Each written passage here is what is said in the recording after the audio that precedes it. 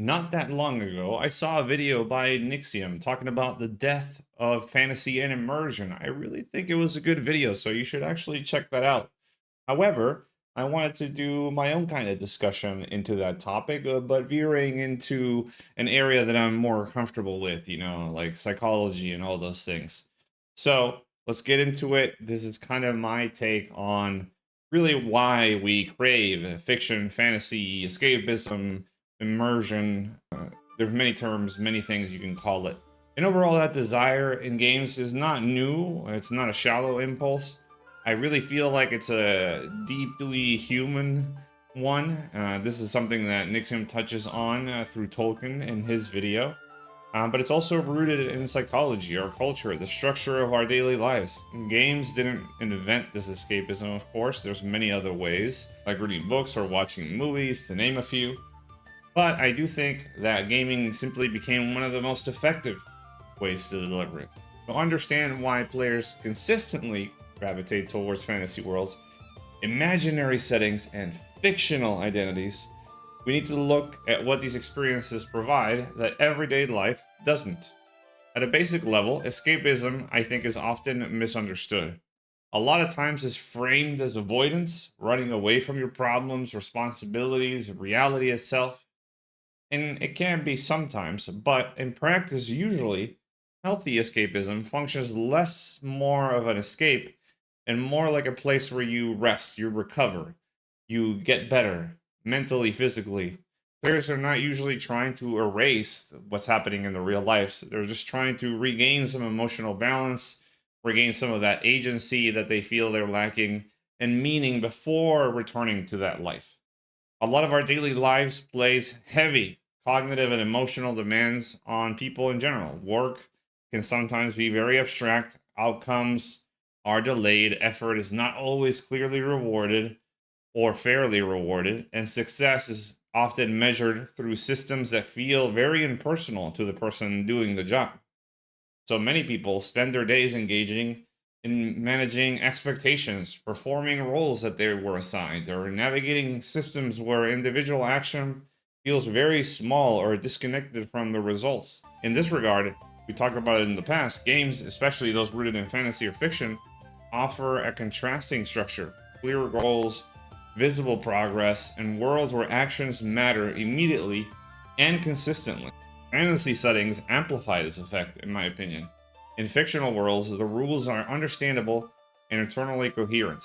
Good and evil may be complex, but they exist. Danger is visible, progress is measurable. Many games players know what they're trying to accomplish and why. This clarity is psychologically appealing in contrast to the ambiguity and fragmentation of real life. Another reason players crave fantasy is something we've touched upon many times on this channel is agency. Games allow players to make decisions and see the consequences of those decisions play out in real time. Even small choices, where to go, what to equip, which quest to pursue, which quest to leave behind, those little things restore a sense of control in your life. As opposed to that, in everyday life, many decisions feel constrained by external factors, whether it be finances or time or social expectations or institutional systems, whatever the case may be. Games provide a space where agency is emphasized rather than limited. Fiction and fantasy also allow players to temporarily inhabit identities that feel more whole or intentional than their real world roles. In daily life, identity, again, is often fragmented. A person might be an employee in one context, a parent in another, a friend in another. And none of these roles fully capture who they feel they are.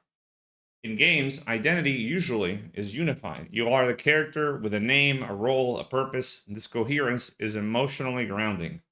More importantly, games differ from other forms of fiction in how this identity is experienced.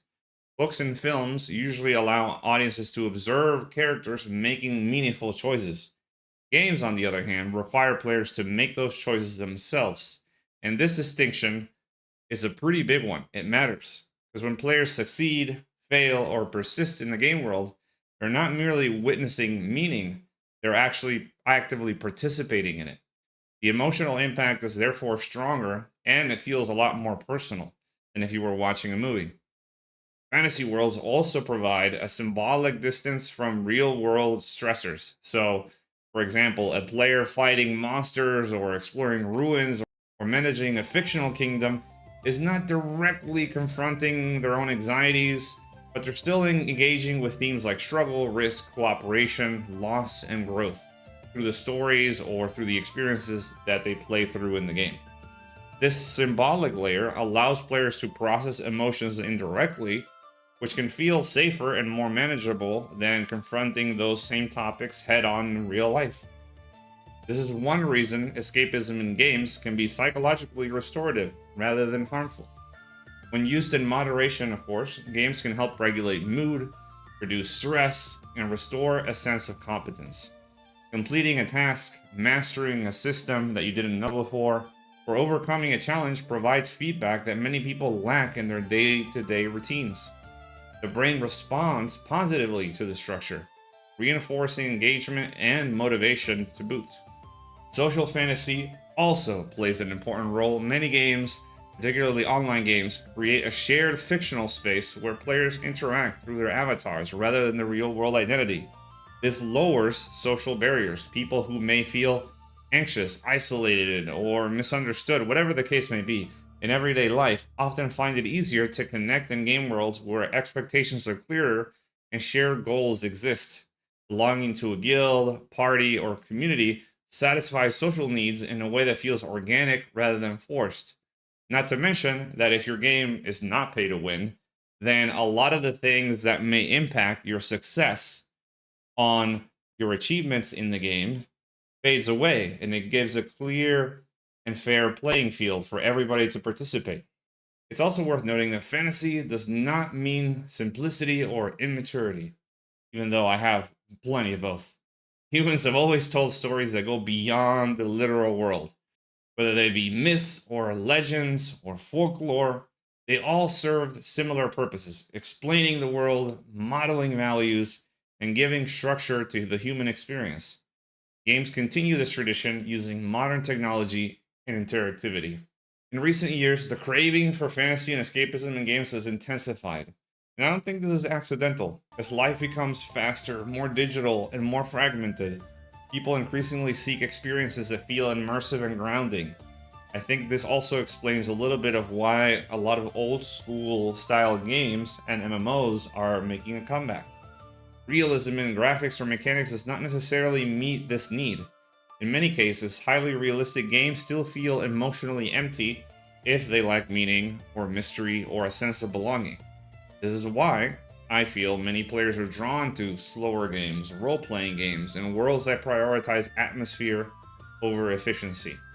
These games provide a space to exist in rather than constantly optimize. They allow players to wander, like we talked about in a previous video, get lost, experiment, and engage without constant pressure to perform at peak efficiency. This kind of engagement aligns closely with the psychological function of escapism as restoration rather than avoidance, which is the point we're trying to make. Escapism becomes unhealthy primarily when it replaces real-world meaning instead of supporting it. So, for example, if you were to use a game to completely avoid all responsibility, connection, or growth in the real world, then problems can, of course, arise. However, this is true of any coping mechanism taken to extremes. Anything in excess. Too much sugar, too much salt. The presence of escapism itself is not the issue. The context and the balance really matters. And in its healthiest form, fantasy in games serves as a temporary refuge that restores emotional resources that you really need for your day-to-day life. Players return to their real lives feeling calmer, more motivated, and more connected to parts of themselves that daily routines may suppress. Rather than pulling people away from reality, games can help them re-engage with it more effectively. Ultimately, players crave fiction, fantasy, and escapism games because these experiences meet fundamental psychological needs: agency, meaning, identity, competence, belonging. Games provide structured worlds where effort matters, stories unfold through action, and players are invited to participate rather than observe. In a world that often feels very overwhelming or impersonal at times, fantasy offers that kind of clarity, that kind of purpose and connection. Qualities that humans have always sought since the beginning of time, long before even games existed. So games didn't even create this hunger, but they did learn how to feed it. But those are just my goblin thoughts. I'd love to know yours down below. Let me know in the comments. And of course, hit that like and subscribe button. It really helps out the channel. Maybe we can sometime make a living out of this. That'd be great. That'd be amazing. In the meantime, you can also catch us live on streams. And stay tuned for more videos. We have one more serious topic, and then we'll get back to the memery. Don't worry. Until next time, my name is Watts. I'll be back soon.